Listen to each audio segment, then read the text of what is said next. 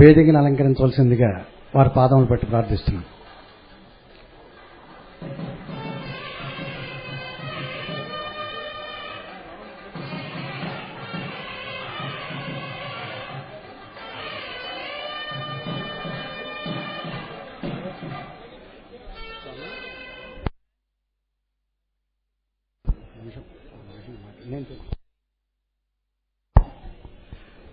అమ్మ, భక్తులందరూ కూర్చోవలసిందిగా ప్రార్థిస్తున్నాం తల్లి. గురువు గారికి మన దేవాలయం మీద ఉన్న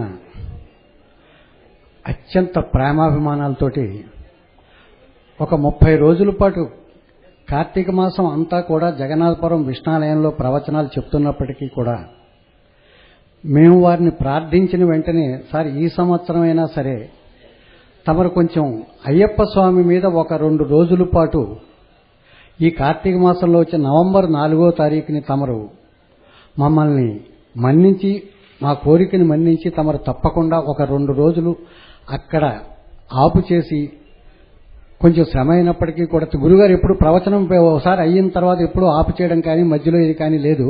అందుకని వారు ఎక్కడైనా ముందు ప్రవచనాలు ఒప్పేసుకుంటారేమో అని చెప్పి మేము వారి ప్రవచనాలకు అడ్డు రాకూడదు, మధ్యలో వారు సంకల్పం చేసిన తర్వాత అడ్డు రాకూడదని వారిని ఎక్కడా ఇంకా వారు కార్తీక మాసంలో మాట ఇవ్వకముందే వారిని మేము ప్రార్థించాం. మీరు ఎక్కడ కార్తీక మాసంలో చెప్పినా సార్ మాకు మటుకి ఆ 2 రోజులు నవంబర్ 2వ తారీఖు 3వ తారీఖు తప్పకుండా కేటాయించి అయ్యప్ప స్వాములకి, అందరికీ కూడా ఈ దీక్ష తీసుకుంటున్న అయ్యప్ప స్వాములు అందరికీ కూడా అయ్యప్ప స్వామి యొక్క వైభవము, అసలు ఆ దీక్షా ప్రాశస్త్యము అదంతా మాకు కొంచెం వివరంగా చెప్పాల్సిందిగా మేము ప్రార్థించాం. దానికి వేలు గురుస్వామి గారు, మన దత్తాత్రేయ గురుస్వామి గారు, మేమందరం కూడా వెళ్ళి గురువుగారిని అడిగిన వెంటనే తప్పకుండా నేను కార్తీక మాసంలో ఎక్కడ ప్రవచనం చెప్పినప్పటికీ కూడా వాళ్ళకందరికీ నేను ముందే చెప్పి నవంబర్ 2, 3 తారీఖుల్లో నేను అయ్యప్ప స్వామి దేవాలయంలో ప్రవచనం చెప్తాను. ఆ 2 తేదీలు కూడా మీరు ఏదైనా ఇతర కార్యక్రమాలు ఈ దేవాలయంలో పెట్టుకోండి నేను రానప్పుడు అని చెప్పి వారు నేను చెప్తానని చెప్పారు. వారికి అంత అభిమానం మన దేవాలయం మీద, అయ్యప్ప భక్తుల మీద, అయ్యప్ప స్వామి మీద ఉన్నందుకు వారికి నేను పాదాభివందనం, శిరస్సు వంచి మళ్ళీ పాదాభివందనం చేసుకుంటున్నాను. నాకు చాలా గర్వంగా ఉంది వారి శిష్యుడిని అన్నందుకు. ఎందుకంటే ఎవరైనా ఒక దీక్ష తీసుకున్నా ఏం చేసినా వాళ్ళు నిష్ఠతోటి దీంతోటి చెయ్యాలని వారు పడే తాపత్రయం ఎంత ఉంటుందంటే నాకు చెప్తూ ఉంటారు, నువ్వు అయ్యప్ప స్వామి దీక్ష చేస్తున్నావు, అసలు ఎలా చేస్తున్నావు ఒకసారి నాకు చెప్పని అడుగుతుంటారు. నేను ఏం చేస్తే తప్పు అంటారో నాకు భయం వేసిపోతూ ఉంటుంది. కానీ నేను నిజాయితీగా చెప్పాలి, నేను ఇలా చేస్తున్నానండి, ఇది తప్పో రైటో నాకు తెలియదు సార్ అని చెప్పి తమరు మమ్మల్ని సరిదిద్దాలి అని చెప్పి చెప్తూ ఉంటాను. ఎందుచేతంటే కొన్ని చోట్ల ప్రాంతాన్ని బట్టి ఈ దీక్ష యొక్క ఈ ఆచారం మారుతూ ఉంటుంది. అందుచేత ఏంటంటే మనం అసలు ఎలా దీక్ష తీసుకోవాలి అనే దానికి మన గురుస్వాములు మనకి చెప్తున్నారు. అంటే ఎలా చెప్తారంటే మామూలుగా అందరికీ కలిపి ఒకసారి చెప్తారు, కానీ ఇంతమంది ఒకసారి కూర్చోవడం, ఇదేది గురుస్వాముల దగ్గరికి వచ్చి అడగడం అది లేదు కనుక వారు ఎవరు వస్తే వారికి ఒక్కొక్కడికి ఇలా చెప్తూ ఉంటారు, అది వారు గురుస్వాములు చెప్తున్నారు. కానీ ఒక పెద్ద ఇలా కార్యక్రమం ఒకటి నిర్వహించి అయ్యప్పలందరినీ కూడా ఒక చోట చేర్చి వారందరికీ కూడా మన గురుస్వాముల ద్వారా అసలు దీక్ష ఎలా తీసుకోవాలి, అయ్యప్ప దీక్ష అంటే ఏమిటి, దాన్ని ఎలా మనం సక్రమంగా నిర్వర్తించాలి, అసలు అయ్యప్ప స్వామి వైభవం అంటే ఏమిటి, ఇవన్నీ మాకు చెప్పండి అని మేము ప్రార్థించిన వెంటనే వారు మనల్ని మన్నించినందుకు సదా వారికి నేను కృతజ్ఞుని. ఇప్పుడు ఈ 2, 3 తారీఖులు ఎందుకు పెట్టవలసి వచ్చింది అంటే మనకందరికీ తెలుసు, ఈ చుట్టుపక్కల ఆంధ్రప్రదేశ్లో ఉన్న కోస్తా జిల్లాలన్నింటిలోనూ కూడా అయ్యప్ప స్వామి దీక్ష తీసుకోవాలి, భక్తి శ్రద్ధలతో చెయ్యాలి అనడానికి దీన్ని ప్రేరేపించిన గురుస్వామి దండపాణి గురుస్వామి గారు. వారి అయ్యప్ప స్వామి హృదయంలో ఉన్నారు. ఇప్పుడు మనం వెనకాల పెట్టిన బ్యాక్ డ్రాప్ లో అయ్యప్ప స్వామి హృదయంలో దండపాణి గురుస్వామి గారు ఉన్నట్టు ఆ బ్యాక్ డ్రాప్ చిత్రీకరించారు. వారే అసలు అయ్యప్ప వైభవం మన అందరికీ తెలియజేసి మీరందరూ కూడా క్రమశిక్షణతో ఉండాలి, జీవితాలు బాగుపడాలి అంటే ఒక 40 రోజులు అయ్యప్ప స్వామి దీక్ష కనుక తీసుకున్నట్లయితే ఆ తర్వాత మీ జీవితం ఎలా మారుతుందో మీరే చూసుకోవచ్చు. అంటే పాతవన్నీ కూడా వదిలేసి పాత పద్ధతులని అయ్యప్ప స్వామి దీక్ష ఒకసారి చేసుకున్న తర్వాత ఆ దీక్షలో ఎలా అయితే మనం ఉన్నామో అవే మనం కనుక తర్వాత కూడా మనం వాటల్ని అనుసరించినట్లయితే మన జీవితం ఎలా ఉంటుందో మీరు తెలుసుకోవచ్చు అనడానికి దానికి నేనే ఒక ఉదాహరణ. నేను 91 దాకా గురువుగారి ముందు చెప్పకూడదు కానీ నన్ను క్షమించమని ప్రార్థిస్తున్నాను. ఒక 8-9 ప్యాకెట్ల సిగరెట్లు కాల్చేవాడిని. చెప్పుకోవడానికి సిగ్గులేదు చేసిన వెధవ పనికి. అది ఒక్కసారి దీక్ష తీసుకున్న వెంటనే జీవితంలో మళ్ళీ సిగరెట్ అనేదాన్ని ముట్టుకోకూడదు, ఏదో ప్రారంభం కొద్దీ గొప్పకపోయి నేను చిన్నప్పుడు బలవంతంగా అలవాటు చేసుకున్నాను అనమాట, వెధవ అలవాటు. అది గొప్పకపోయినా వాళ్ళు చేస్తున్న అలవాటు ఖచ్చితంగా వదిలేయాలని చెప్పి ఆ 91లో దీక్ష తీసుకున్న మొదల నుంచి ఇప్పటిదాకా నేను మళ్ళీ అదేదో గొప్ప నేను వదిలేయడం గొప్పని కాదు, దాని నుంచి నేను ఇలా బయటపడ్డాను. అది దండపాణి గురుస్వామి గారు మాకు అందరికీ పెట్టిన భిక్ష. ఇలాగే ఎంతోమంది ఎన్నో అలవాట్లకు వెళ్ళి కుటుంబాలు కూడా పాడైపోతున్న దశలో మనందరినీ పైకి తీసుకురావాలని ఒక కార్యదర్శిలో దండపాణి గురుస్వామి గారు అన్ని జిల్లాలకి వారే గురుస్వామి అయ్యి మనందరినీ నడిపించి మొదలుపెట్టి డబ్బులు పెట్టి తీసుకెళ్లేవారు. వారు సొంత డబ్బులు పెట్టి ఎంతో మందిని తీసుకెళ్లేవారు. ఆ 40 రోజులు అందరిళ్ళకి వెళ్లి వాళ్ళు ఎలా చేస్తున్నారు, పూజ ఎలా చేస్తున్నారో, విధానం ఎలా ఉంది, ఇది సక్రమంగా చేస్తున్నారా లేదా అని ఎంతో మందిని వారు ఆకర్షించి అయ్యప్పల కింద మార్చి వాడు ఎంతో మంది జీవితాలను వారు మార్చారు. అలాంటి గురువుని తలుచుకొని శిష్యుడు వాడు ఉండడం కదా. అంటే ఖచ్చితంగా అటువంటి గురుస్వామిని మనం ఖచ్చితంగా తలుచుకుంటూ ఉండాలి. మన పూజలో కూడా అయ్యప్ప స్వామి పూజలో కూడా మనం గణపతి సుబ్రహ్మణ్య స్వామి అయిన తర్వాత మనకి చెప్పేది మన గురుస్వామిని గురు పూజ చెయ్యాలి తప్పకుండా అని చెప్తూ ఉంటారు. అంచేత మనం అలాంటి గురుస్వామిని తలుచుకోవడానికి ఒక పెద్ద అవకాశం మనకి ఏంటంటే నవంబర్ 4వ తారీఖు ప్రతి సంవత్సరం మన దండపాణి గురుస్వామి గారు పుట్టిన తేదీ, నక్షత్రం, తిథి, వారం, గిట్టిన తేదీ, తిథి, వారం, నక్షత్రాలు అన్ని రెండు ఒకటే. వారు పుట్టింది, వారు పరమపదించింది రెండు ఒకే నక్షత్రం, ఒకే తేదీ, ఒకే తిథి రోజుని వారు చేశారు. అంత గొప్ప దండపాణి గురుస్వామి గారు మనకి జిల్లాలో ఉండేవారు. వారిని స్మరించుకోవడం మనకి కర్తవ్యం.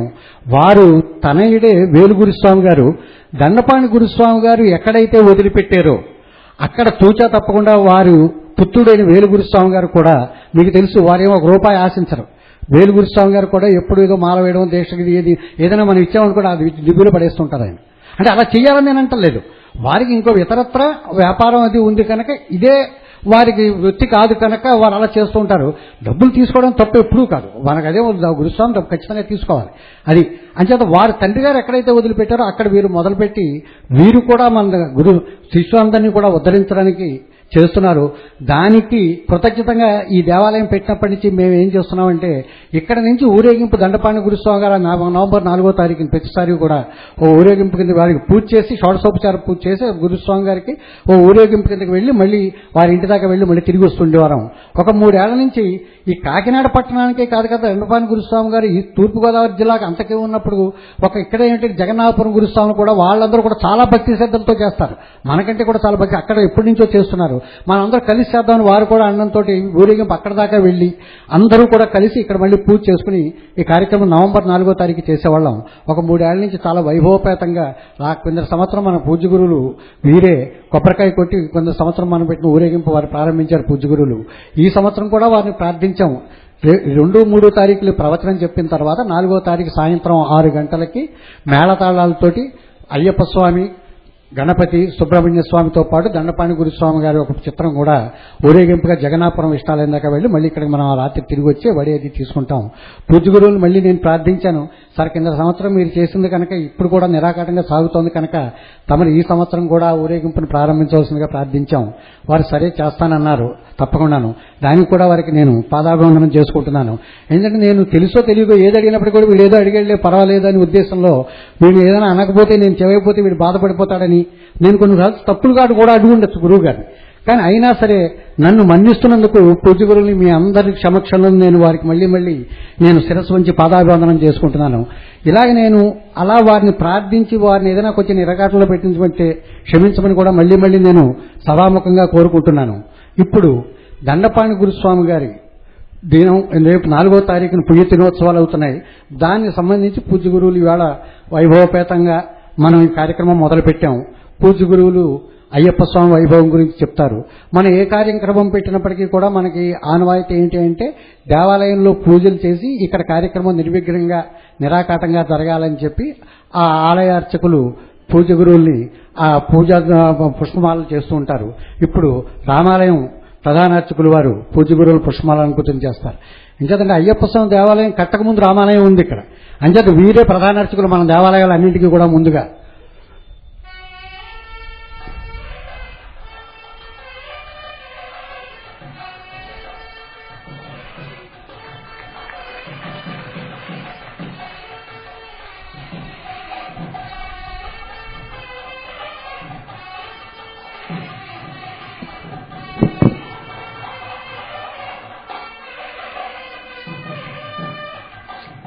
అలాగే ఈ దేవాలయం ప్రధాన అర్చకుడు కార్తీక స్వామి మాకందరికీ గర్వకారకుడు. అతను కూడా నిష్ఠ అంటే ఎలా చెయ్యాలి, అయ్యప్ప దీక్ష అంటే ఎలా ఉండాలి అని చెప్పి చాలా భక్తిపూర్వకంగా పూజలు అవి చేస్తూ ఈ దేవాలయాన్ని శక్తివంతం చేయడానికి తన సాయశక్తిలో ప్రయత్నిస్తాడు కార్తీక స్వామి. వారు కూడా అయ్యప్ప శిబిరంతో వచ్చిన పుష్పమాలతో ఇప్పుడు పూజ గురువులను అలంకరించారు. అలాగే ఇప్పుడు దండపాణి గురుస్వామి గారి పుత్రుడు వేలు గురుస్వామి గారు ఇప్పుడు పూజ గురువుల్ని పుష్పమాలంకృతం చేస్తారు.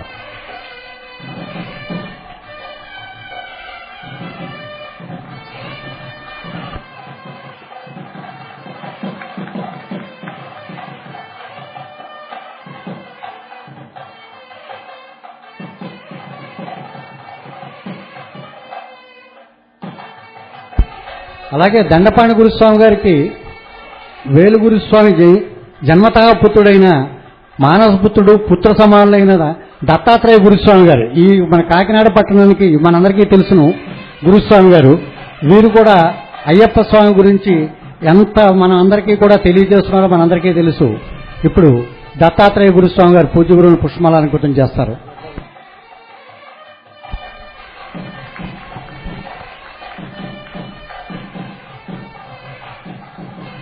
అలాగే ఇంకా మనకందరికీ తెలిసిన ప్రీతమ గురుస్వామి నటరాజు గురుస్వామి గారు ఇప్పుడు పూజ్య గురువుల్ని పుష్పమాలంకృతం చేస్తారు.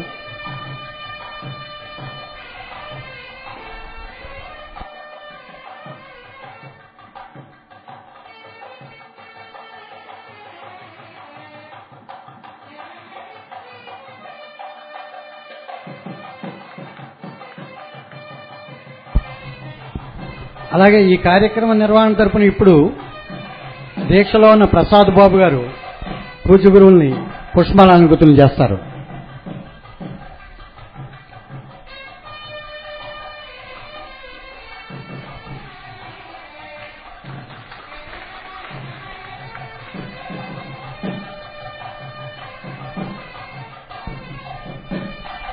ఈరోజు ఈ ప్రవచన కార్యక్రమం అయిన తర్వాత గురువు గారు కార్తీక పౌర్ణమి రోజున చేయవలసిన ముఖ్య పనులు దేవాలయాల్లో ప్రతి దేవాలయాల్లో ఏమున్నాయో నిన్న మాకు వివరించారు. అక్కడ మీరు అందరూ వినే వింటారు. జగన్నాపురంలో వారు ఏంటంటే కార్తీక దీపం వెలిగించాలి. అది వారు వెలిగించడం కాకుండా అందరి సమక్షంలోనూ దేవాలయంలో వెలిగిస్తే ఎలా ఉంటుందో మనందరికీ కూడా చూపించి మనందరినీ కృతార్థం చేయాలని ఎప్పుడు వారి ఆశ. అంతేగాని వాళ్ళ ఇంట్లో వేసుకోవచ్చు, వారు ఒక దేవాలయంలో వెలిగించేస్తారు. అది కాదు కదా, వారు చేసే ప్రతి పని కూడా మన చేత కూడా చేయించాలనే గొప్ప ఆశయం గురువుగారిలో ఉంది. అది ఇలాంటి ఒక్క గురుస్వామిలోనే మనం చూడగలం. ఇంకా ఈ పూజ గురువులు చేసినట్టు అటువంటిది వాళ్ళ శిష్యులకు కానీ తత్వా వాళ్ళకి చెప్పేవాళ్ళు నేను ఇంతవరకు నా 70 ఏళ్ల వయసులో ఎవరిని చూడలేదు. అదేం అతిశయోక్తి కూడా కాదు, ఖచ్చితంగా చెప్పగలను అలాంటిది. అందుచేత వారు నిన్న చెప్పారు మనకి, ఒకటి కార్తీక దీపం వెలిగించాలి ఖచ్చితంగా. అప్పుడు శ్లోకం ఒకటి చదవాలని చెప్పారు. ఆ శ్లోకాన్ని ఇప్పుడు మేము ప్రింట్ చేయించాం. ఇప్పుడు ఆ గురువుగారు అలా చెప్పిన వెంటనే ఆ శ్లోకాన్ని ప్రింట్ చేద్దామని చెప్పి మోహన్ ఆఫ్సెట్ ప్రింటర్స్ వారు ముందుకు వచ్చి వారు ఆ శ్లోకాన్ని ప్రింట్ చేశారు. అక్కడ నాగబాబు గారు కూడా ప్రింట్ చేశారు. వాళ్ళకి అక్కడ ఇస్తున్నారు జగన్నాథపురంలో. ఇక్కడ ఉన్న వాళ్ళందరికీ కూడా ఆ శ్లోకం ఇస్తారు. పూజ్య గురువులు ప్రవచన కార్యక్రమం అయిపోయిన వెంటనే కార్తీక దీపం వెలిగించను మనందరి చేత ఆ శ్లోకం పూజ్య గురువులు చదివిస్తారు. అది అయిన తర్వాత మీకు అందరికీ గుర్తే ఉంటుంది. రెండోది ఏమిటి చెప్పారు అన్నట్లయితే జ్వాలాతోరణం. శివపార్వతులు ఇద్దరూ కూడా జ్వాలాతోరణం కింద నుంచి అటు ఇటు వాళ్ళు వెళ్ళాలి. వాళ్ళ తర్వాత భక్తాగ్రేసులందరూ కూడా భక్తులందరూ కూడా ఆ జ్వాలాతోరణం కూడా వెళ్ళాలి.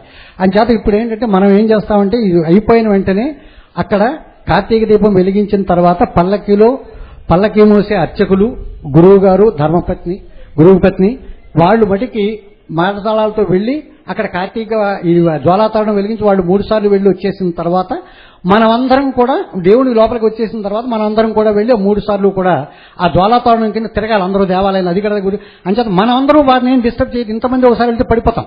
అది అక్కడ ఉంది కూడా, అది మీద పడకూడదు. అంచేత ఇక్కడే ఈ జ్వాలాతోరణం ఇక్కడ ఏర్పాటు చేసాం. ఈ తలుపు వేసేస్తాం. అలా వెళ్ళి ఆ 3 సార్లు స్వామివారు జ్వాలాతోరణం కింద వెళ్ళి వచ్చిన తర్వాత ఇలా వచ్చేసిన తర్వాత మనమందరం కూడా అలా వెళ్ళి 3 సార్లు జ్వాలాతోరణం కింద తిరిగి మళ్ళీ లోపలికి వచ్చిన వెంటనే నిన్న మూడో విషయం ఏం చెప్పారంటే దేవాలయం అన్న తర్వాత పార్వతీ కళ్యాణం కార్తీక పౌర్ణమి రోజుని చేసి తీరాలి. ఈ సంవత్సరం భగవంతుడు మనం ఏం చేసాడో తెలియదు, వచ్చే సంవత్సరం తప్పకుండా చేద్దామని వారు సంకల్పించిన తర్వాత ఈ సంవత్సరం నిన్నటికి ఇవాళకి 24 గంటల టైం ఉంది. అంత మాత్రం చేత మనం చేయలేకపోం. గురువుగారి సంకల్పం ఇక్కడ ఖచ్చితంగా పార్వతీ కళ్యాణం మనం ఏర్పాటు చేసాం. ఇప్పుడు 8:30కి అదంతా అయిపోయిన తర్వాత పార్వతీ కళ్యాణం జరుగుతుంది. ఇప్పుడు 9:45 కల్లా పార్వతీ కళ్యాణం అయిపోతుంది. అయ్యప్ప స్వాములు అందరూ కూడా ఆ కళ్యాణం అయిన తర్వాత వారికి ప్రతిరోజు వచ్చినట్టు ఒడి, ఈవేళ జరిగే ఒడి 9:45 నిమిషాలకి ఒడి ప్రారంభమవుతుంది. మనమందరం కూడా కళ్యాణం దీక్షలో ఏమేం చేయాలని ఇప్పుడు పూజగురువులు చెప్తారు మనకి. అది పాటిస్తే మన జన్మ ధన్యం అవుతుంది. మన ఇదివరకు ఏమైనా పాపాలన్నీ కూడా ఉంటే పోతాయి. నాలాంటి పాపాత్ముడికే కొన్ని పాపాలు పోయాయి, మీలాంటి మంచి వాళ్ళకి ఎందుకు పోవు? ఖచ్చితంగా పోతాయి మనం అందరూ పాటిస్తే. అంటే పూజ్య గురువులు ఏం చెప్తారో మనం విని అది మంచి మనసుతో తీసుకోవాలి.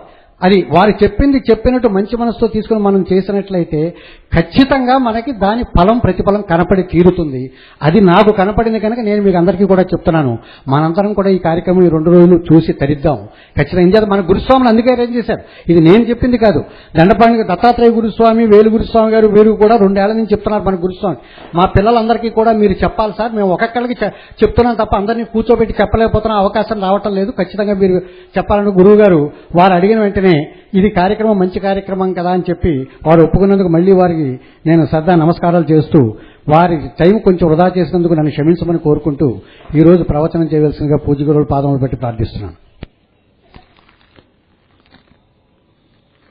శ్రీ మహాగణాధిపతయే నమః. శ్రీ గురుభ్యో నమః. పార్వతీ పరమేశ్వరాభ్యాం నమః. లక్ష్మీనారాయణాభ్యాం నమః. శ్రీ కామాక్షీ నమః. హరిహరపుత్ర పరబ్రహ్మణే నమః. హరి ఓం. సభాయే నమః. పరమేశ్వర స్వరూపమైన సభకి నమస్కారం.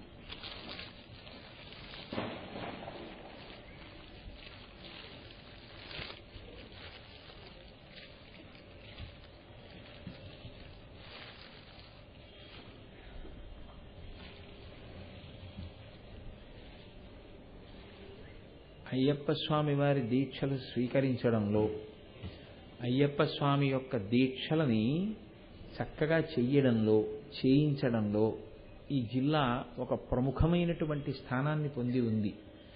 అందున ఎప్పుడూ కూడా దీక్షా స్వీకారం చేసినటువంటి వారికి అత్యంత సన్నిహితంగా మెలగుతూ, వారందరికీ కూడా నిరంతరం బోధ చేస్తూ, వారిని సక్రమమైనటువంటి మార్గంలో నడిపించగలిగినటువంటి దక్షులైన గురువులు వీలు గురుస్వామి గారు, ఆ తర్వాత మరి దత్తాత్రేయ గురుస్వామి గారు, ఇప్పుడే చెప్పారు నటరాజ గురుస్వామి గారు.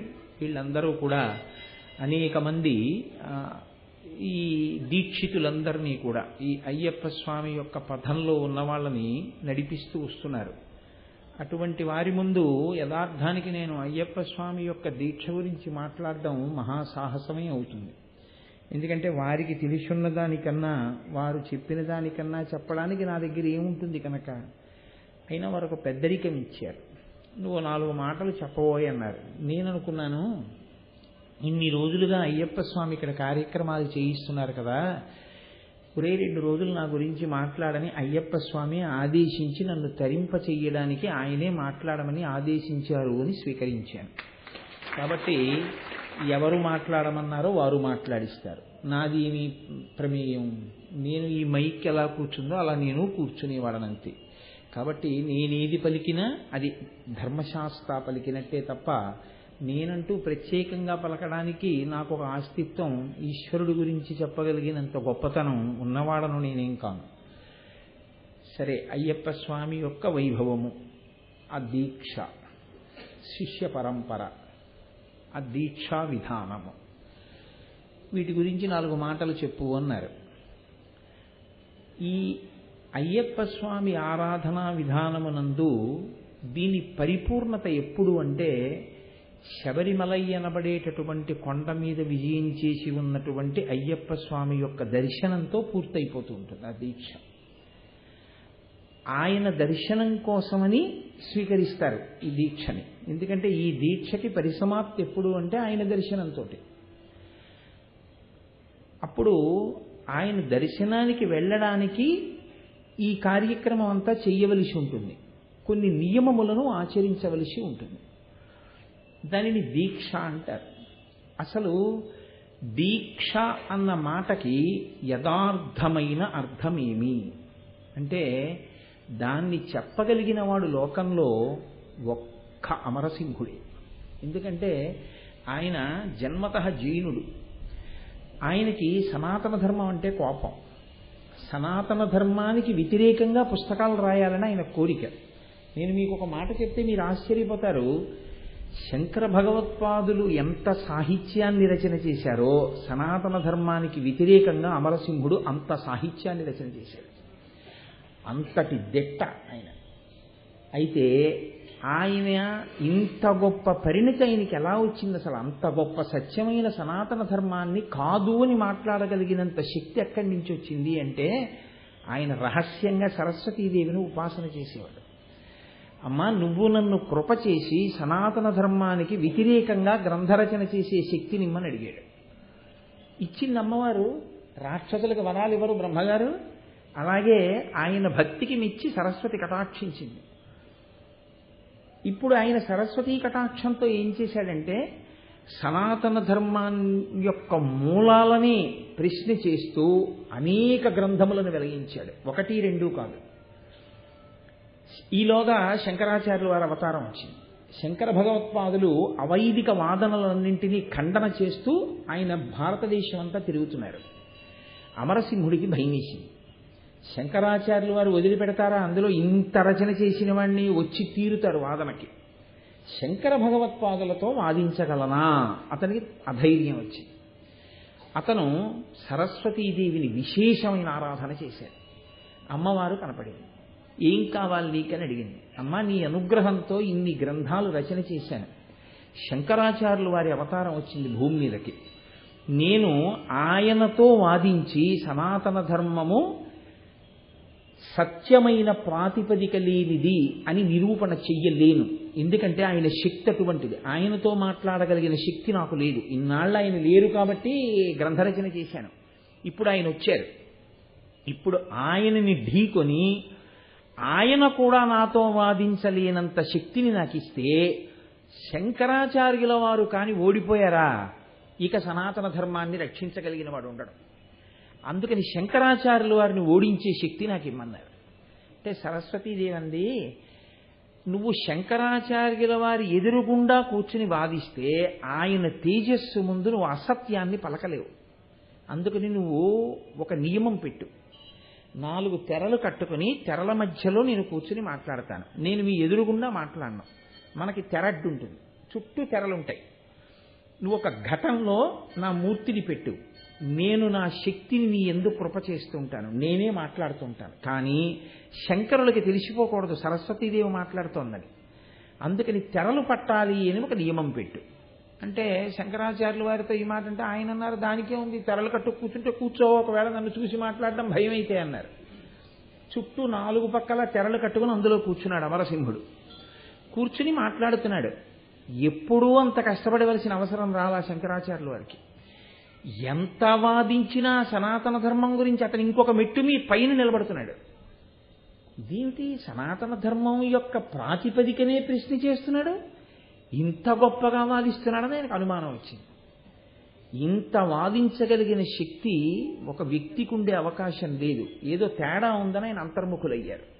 ఆయనకి అర్థమైపోయింది సరస్వతీదేవి వాదిస్తోందని. ఆయన వెంటనే అమ్మవారిని ప్రార్థన చేశారు. అమ్మా, భక్తి కలిగిన వాడిని అనుగ్రహించడం దోషం అని నేను అన్నాను. కానీ ఇప్పుడు నీ అనుగ్రహం దేనికి పనికొస్తోంది అంటే కొన్ని వేల మంది తాగవలసినటువంటి సరోవరంలో ఉన్నటువంటి నీటిని విషమయం చేయడం ఎటువంటిదో అలా కొన్ని కోట్ల మందిని ఉద్ధరించవలసినటువంటి సనాతన ధర్మాన్నే పాడు చేయాలని తను చూస్తున్నాడు. కాబట్టి నీ అనుగ్రహం ఇప్పుడు సరిగ్గా ప్రసరించే అవకాశం లేదు. కాబట్టి తల్లి, నీవు అమరసింహుడి పట్ల అనుగ్రహించి నువ్వు మాట్లాడతావో, అమరసింహుడి పనుపన మాట్లాడడం మానేస్తావో నువ్వే తెలుసుకో. నీ చేతిలో నేను ఓడిపోతే నాకు తెలుసు, నీ దగ్గర గెలవగలిగిన వాడు ఉండడు. నువ్వే పలకాలి, నువ్వే ఎదురు తిరిగితే. కానీ ఆ ఓటమి నాది కాదు.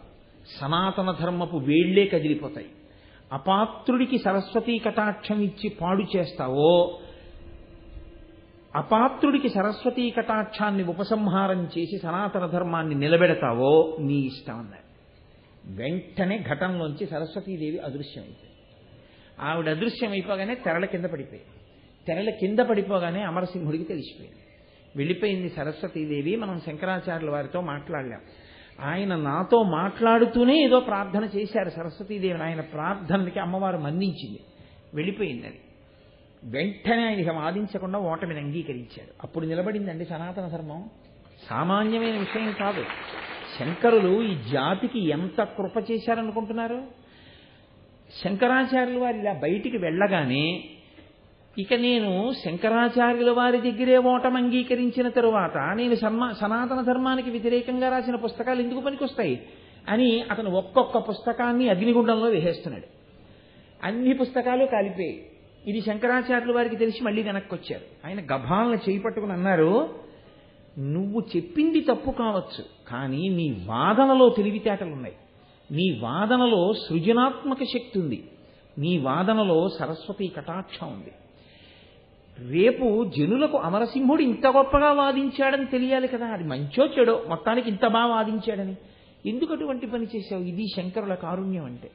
ఎందుకు కాల్చేశావు అని ఆఖరి పుస్తకాన్ని అగ్నిహోత్రంలో వేస్తుంటే అమరసింహుడి చేయి పట్టుకున్నారు, వెయ్యొద్దని. సంస్కృతంలో ప్రతి పదానికి కూడా యథార్థమైన అర్థం ఎలా వస్తుందో సరస్వతీదేవి అమరసింహుడి ద్వారా పలికించినటువంటి పుస్తకమే అమరకోశం. అందుకే ఏదైనా ఒక మాటకి ప్రామాణ్యత చెప్పవలసి వస్తే దాని యథార్థమైన అర్థమేది స్వీకరించవలసి వస్తే అమరకోశాన్నే ఆధారం చేసుకుంటారు. అటువంటి అమరకోశం దీక్ష అన్న మాటని రెండుగా వ్యాఖ్యానం చేస్తుంది. అందులో దీక్షాస్య జాయతే దీక్షితః, దీక్షాస్య జాతస్య దీక్షితః. దీక్షను కలిగినవాడెవరో ఆయనని దీక్షితుడు అంటారు. అంటే ఇప్పుడు దీక్ష అనగా ఏమి? యజ్ఞ ప్రారంభమునందు గురువు చేత ఈయబడిన నియమానుసారమైన ఆచారపూర్వకమైనటువంటి ఆదేశముల యొక్క వరుసకు దీక్ష అని పేరు. మీకు అర్థమైందో లేదో నాకు తెలీదు, కొంచెం నేను వివరణ చేసే ప్రయత్నం చేస్తాను. ఆచార్యుడు ఇస్తాడు దీక్షని తప్ప దీక్ష ఇవ్వడానికి అందరికీ అర్హత ఉండదు. ఇది జ్ఞాపకం పెట్టుకున్నప్పుడు దీక్ష ఇవ్వచ్చో ఇవ్వకూడదో ఎవరికి వాళ్ళు పరిశీలన చేసుకోవాల్సి ఉంటుంది. తాను ఆచార్యుడను అయ్యాను అనుకుంటేనే దీక్ష ఇవ్వవలసి ఉంటుంది తప్ప కేవలం శబరిమలై దర్శనాన్ని ఆధారంగా తీసుకుని దీక్షలు ఇవ్వడం అన్నది శాస్త్ర మర్యాద కాదు. నేను వేదం ఏం అంగీకరించిందో అదే మాట్లాడతాను, ఇంకోలా మాట్లాడడం నాకు చేత కాదు, నేను మాట్లాడలేను. దీక్ష ఇవ్వాలి అంటే ఆచార్యుడై ఉండాలి, గురువు అయి ఉండడం కాదు. అంటే గురువుకి ఆచార్యుడికి తేడా ఉంటుందా? ఖచ్చితంగా ఉంటుంది. ఎంత సన్నటి తేడా ఉంటుందంటే గురువుది ఆచార్యుడిది ఒక్కటే స్థానం. గురుర్బ్రహ్మ గురుర్విష్ణు గురుర్దేవో మహేశ్వర గురు సాక్షాత్ పరబ్రహ్మ తస్మై శ్రీ గురవే నమః. లోకంలో ఇదో విచిత్రం ఏంటంటే క్రైస్తవులలో క్యాథలిక్కులు ప్రొటెస్టెంట్లు అని ఉంటారు, కానీ వాళ్ళకి ఈశ్వరుడు మాత్రం యేసుక్రీస్తు. మహమ్మదీయులలో సున్నీలు సూఫీలు అని ఉంటారు, కానీ వాళ్ళకి ఈశ్వరుడు మాత్రం అల్లా. బౌద్ధులలో హీనయానులు మహాయానులు అని ఉంటారు, కానీ వాళ్ళకి ఈశ్వరుడు మాత్రం బుద్ధుడు. సనాతన ధర్మంలో వైష్ణవులకు విష్ణువు, శైవులకు శివుడు. అక్కడ వస్తుంది సమస్య. శైవులు ఏమంటారంటే మా శివుడికి భక్తుడు విష్ణు అంటారు, వైష్ణవులు ఏమంటారంటే మా విష్ణువుకి భక్తుడు శివుడు అంటారు. ఎవరి ఈశ్వరుణ్ణిగా వాళ్ళు ఆరాధన చేస్తారు. ఇది ఎక్కడ కలిపి ఒకటే పరబ్రహ్మమని చెప్పాలి అంటే అది గురువు దగ్గరే సాధ్యం అవుతుంది. గురువుగారి దగ్గరికి వచ్చేటప్పటికి మాత్రం గురువుగారు శివుడు, గురువుగారు బ్రహ్మ, గురువుగారు విష్ణువు. గురుర్బ్రహ్మ గురుర్విష్ణు గురుర్దేవో మహేశ్వర గురు సాక్షాత్ పరబ్రహ్మ తస్మై శ్రీ గురవే నమః. కఠోపనిషత్తు విష్ణువు పరబ్రహ్మ ఉంటుంది, మాండూక్యోపనిషత్తు శివుడు పరబ్రహ్మ ఉంటుంది. అలా ఎందుకంటాయి అంటే ఉన్న ఒక్క పదార్థమే ఇన్నిగా చలామణి అవుతుంది. ఇప్పుడు గురువుగారు బ్రహ్మ, గురువుగారు విష్ణువు, గురువుగారు శివుడు. కానీ గురువు అన్న మాట ఒకటే మీరు వాడితే గురువుగారు తాను తెలుసుకున్నటువంటి పరబ్రహ్మమునకు సంబంధించిన విషయములను ఆచరణలో కూడా పెట్టాలని నియమం ఏం లేదు. ఆచరణ ఉండాలనేం లేదు గురువుగారికి. నేను ఒక ఉదాహరణ చెప్పాలంటే భగవాన్ రమణ మహర్షి ఆచారమునంతటినీ పాటిస్తారా అని అడిగారనుకోండి, ఆయన ఆచారమునేం పాటించరు ఆయన. కానీ అంత మాత్రం చేత ఆయన ఎందులో తక్కువని మీరంటారు? ఆయన బ్రహ్మజ్ఞాని. అలాగే సాయిబాబా గారికి ఆచరణ అంటే చెప్పడానికి ఏం ఉండదు. ఫలానా విధంగా ఆయన ఆచరిస్తారండి, ఇది ఇలా ఆచరిస్తారు, అది అలా ఆచరిస్తారు, కాబట్టి మీరు ఆచరించండి అని చెప్పడానికి ఏం ఉండదు. కానీ ఆయన బ్రహ్మమును ఎరిగినవాడు. బ్రహ్మవిత్ బ్రహ్మైవ భవతి. వీళ్ళని గురువులు అంటారు. గురువు అన్ని వేళలా మీ ప్రవర్తనని దిద్దడానికి, ఆయనని చూసి మీరు అనుకరించడానికి ఏం ఉండదు. బాగా పట్టుకోండి, రమణ మహర్షి ఏమి శివపూజ చేయరు మీరు ఎలా చేయాలో నేర్చుకోవడానికి. మీరేం నేర్చుకుంటారు రమణ మహర్షి దగ్గర? కానీ ఆయన గురువే, ఆయన బ్రహ్మమును తెలుసుకున్నవారే, ఆయన స్థాయి ఏం కిందకి రాదు, ఆయన మహానుభావుడు. ఆచార్యుడంటే ఎవరో తెలుసా అండి? ఆచార్య అంటే పేరు కాదు అది. ఆచార్య అంటే ఏదో యూనివర్సిటీలో ప్రొఫెసర్ ఉద్యోగం కాదు. ఆచార్య అంటే తాను ఏది తెలుసుకోవడానికి ప్రయత్నించి తెలుసుకున్నాడో అది తెలుసుకోవడానికి మార్గం ఏదో దాన్ని విడిచిపెట్టకుండా ఆచరించేవాడు ఆచార్య. శంకరాచార్య, చంద్రశేఖరేంద్ర సరస్వతి పరమాచార్య. ఆచార్య శబ్దం ఉన్నది అంటే అర్థం ఏంటంటే మీరు ఆయన్ని చూసి నేర్చుకోవడానికి, మీరు ఆచరించడానికి కావలసినవి నేర్పగలిగిన వాడు అయ్యున్నవాడెవరో ఆయన ఆచార్య. కాబట్టి ఇప్పుడు ముందసలు మీకు చెప్పడానికి ఆయనకి తెలిసి ఉండాలి కదా. ఆచినోతి శాస్త్రార్థం. అందుకే ఎవరు ఆచార్యుడు అన్నదానికి వ్యాఖ్యానం ఏం చెప్తారంటే ఆచినోతి శాస్త్రార్థం. శాస్త్రము ఏది చెప్పిందో దాని యందు ఏమి అయోమయం లేకుండా ముందు తనకి తెలిసి ఉండాలి. ఎందుకనంటే నేను చెప్తే ప్రమాణం కాదు, మీరు చెప్తే ప్రమాణం కాదు. ఏది ప్రమాణం? కేవలం శాస్త్రం ప్రమాణం. శాసనాత్ శంసనాత్ ఇది శాస్త్రం. నిర్భయంగా తెగేసి ఉన్నది ఉన్నట్టు చెప్పేది ఏదో ఆ వేదమే శాస్త్రము. ఆ వేదము బాగా శాస్త్రమును తెలుసుకున్నవాడై ఆచినోతి శాస్త్రార్థం తెలుసుకుని దాన్ని తీసుకొచ్చి ఆచరణలో పెట్టినటువంటి వాడు. కేవలము తెలుసుకుని ఆచరణ మాత్రం చేయలేదనుకోండి, అప్పుడు ఆయన ఆచార్యుడు కాడు. తెలుసుకున్న దాన్ని ఆచరించాలి. ఆచరిస్తే ఆయనకి ఆచార్య అంటారు. ఇప్పుడు ఆయన ఏం చేస్తుంటాడంటే తాను తెలుసుకుని తాను ఆచరించి వదిలిపెట్టడు. 10 మంది ఆచరించేటట్టుగా లోకంలో తిరుగుతూ ఉంటాడు. అలా తిరిగినటువంటి వాడు ఎవరున్నారో ఆయనని ఆచార్య అని సంబోధిస్తారు. ఎవరు దీక్ష ఇవ్వాలి అంటే ఆచార్యుడిస్తాడు దీక్ష. గురువు ఎందుకు ఇవ్వడు? గురువు యొక్క ఆచరణ మీకు అందదు అసలు. భగవాన్ రమణులు కూర్చుంటే తొడల కింద తేళ్లు చేరుతాయి. తేళ్లు కొరికేస్తుంటే ఆయన కథలు సమాధిలో ఉంటారు. ఏది మీరు కూర్చోండి, మా గురువు గారు కూర్చున్నారు కదండి నేను కూర్చుంటానని మీరు కూర్చోగలరా? మీరు కూర్చోలేరు. గురువు యొక్క ప్రవర్తనని మీరు అనుకరించలేరు. ఆయన ఆచరణ మీకు అందదు. కానీ ఆచార్యుడిగా కిందకి దిగినటువంటి గురువు ఎవరుంటాడో ఆయన ఆచరణ మీకు అందుతుంది అనుకరించడానికి. ఎందుకు అందుతుంది అంటే ఆయన కావాలని కిందకొస్తాడు. కావాలని కిందకొచ్చి ఆయన అందరికీ అర్థమయ్యేటట్టుగా మీరు కూడా అనుకరించడానికి వీలుగా తాను ఆచరించి చూపిస్తూ ఉంటాడు. ఇంకా మీకు శాస్త్రం యొక్క అవసరం అంతేం ఉండదు. గురువుగారు ఏం చేస్తున్నారు తెలుసుకున్న గురువుగారు కిందకి దిగొచ్చి ఏం చేస్తున్నారు మన కోసం మీరు చూస్తే అదే మీరు చేయవలసి ఉంటుంది. కాబట్టి ఇప్పుడు ఆచరణాత్మకమై తాను తెలుసుకుని లోకమునందు ఆచరణగా తీసుకొచ్చేటటువంటి స్థితిలో ఉన్నవాడెవరో ఆయన ఆచార్య. కాబట్టి ఇప్పుడు ఆచరించడానికి ఏముండాలి? ధర్మం ఉండాలి. అసలు ముందు ధర్మాన్ని ఆచరిస్తే ఆయన ఆచార్య. అసలు ధర్మం ఆచరించడానికి ఏమీ లేకుండా యూనివర్సిటీలో ఆచార్య ఏమిటి? ఆచార్య ఆచరించడానికి సంబంధించిన విషయం. కాబట్టి ఆచరణాత్మకమైనటువంటి వ్యక్తి ఎవరుంటారో ఆయన దీక్ష ఇస్తాడు. దీక్ష ఇచ్చుట అనగా ఏమి? మీరు బాగా పట్టుకోవడానికి నేను మీకు ఒక తేలిక ఉపమానం చెప్తాను. మీ ఇంట్లో కరెంట్ అంతగా ఉంటుంది, చీకటి ఉంది. ఇప్పుడు మీకు లైట్ కావాలి. కరెంట్ ఉంది, బల్బు ఉంది, చీకటి ఉంది. ఇప్పుడు ఆ చీకటి పోవాలంటే బల్బు వెలగాలి. మీరు ఏం చేయాలి? స్విచ్ వేయాలి.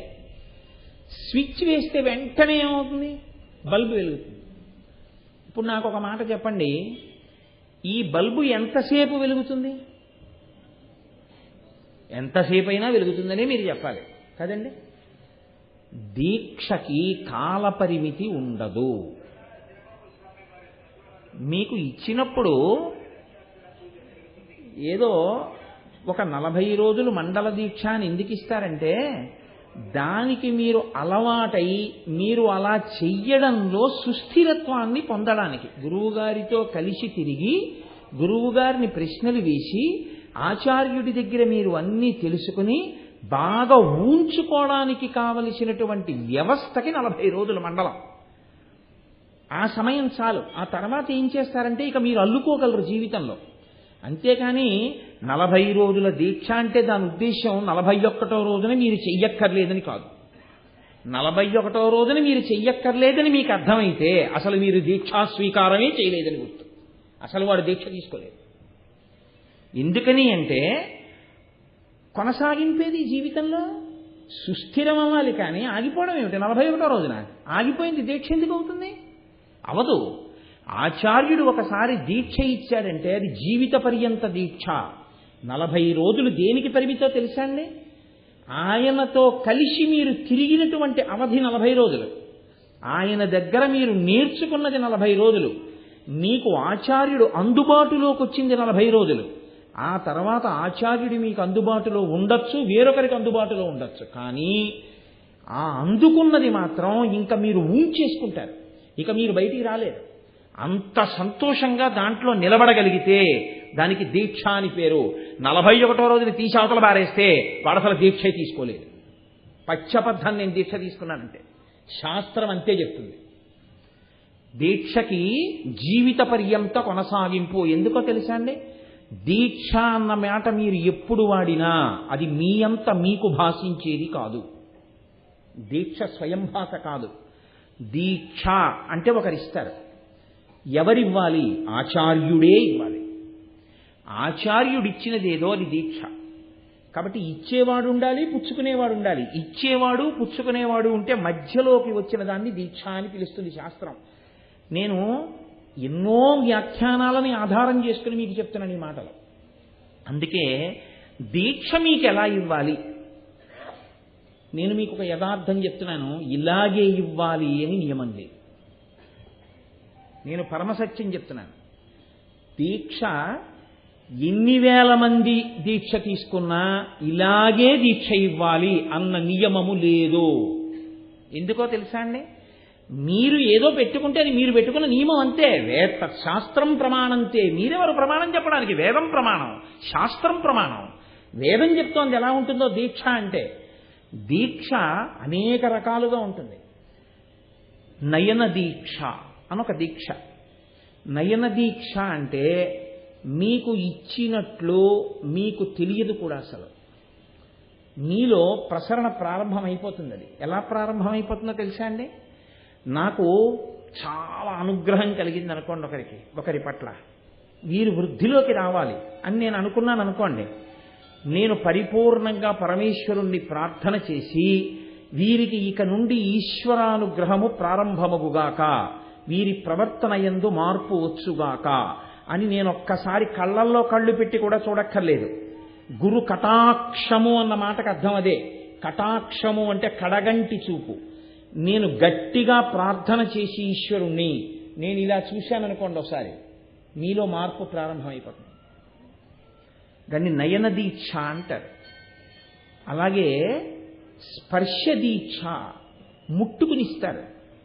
దీన్ని నయన దీక్షకి ఉదాహరణగా చేపని చెప్తారు. దాన్ని మత్స్య దీక్ష అంటారు. ముట్టుకుని చేత్తో ముట్టుకునిస్తారు. ఒకసారి శిష్యుడి యొక్క శరీరాన్ని తాకుతారు. అలా తాకి దీక్షనిస్తే దానికి కుక్కుట దీక్ష, కోడి రూపంలో ఇచ్చినటువంటి దీక్ష అని పేరు. మూడవది, అసలు మీకు గురువుగారు ఇస్తున్నారన్న విషయం మీకెప్పుడూ తెలియదు. మీకు ఆ శక్తి ఎక్కడి నుంచి వస్తుందో మీకు తెలియనే తెలియదు. ఎందుకో తెలుసా అండి?